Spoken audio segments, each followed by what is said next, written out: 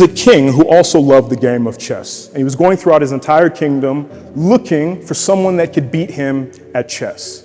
And he played dozens and dozens of games, and no one in the entire kingdom could beat him. So he opened up a big competition. He said, if you beat me at the game of chess, you can have whatever prize that you want, whether that be gold or silver or a castle or my favorite horse, you can have.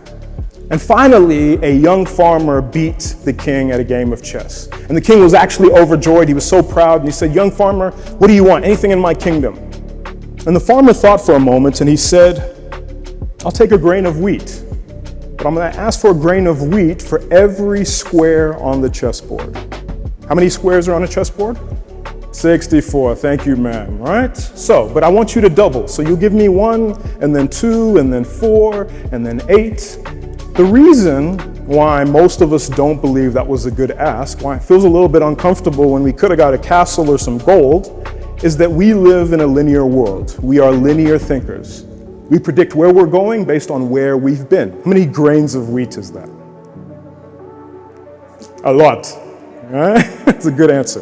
The answer is 18 quintillion grains, with a market value of $330 trillion. So let's think about that king for a moment. At first, the farmer's taking a wisp of grain and a teaspoon, and then a tablespoon, and then a small bowl, and then a vase, and then a wheelbarrow. And then all of a sudden, there's a storehouse that's being cleared, and a castle is going into liquidation. And the king is looking like he made a really bad decision. That's the power of exponential thinking, and that's how technology actually works.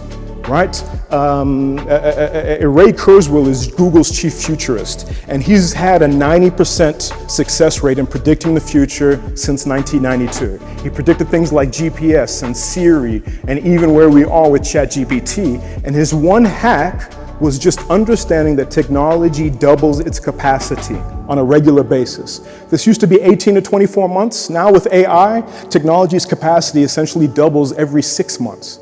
Right? So the phone that you have, the tool that you're engaging with, it doubles in capacity, speed, performance, it halves in cost to produce just by thinking of that exponential nature.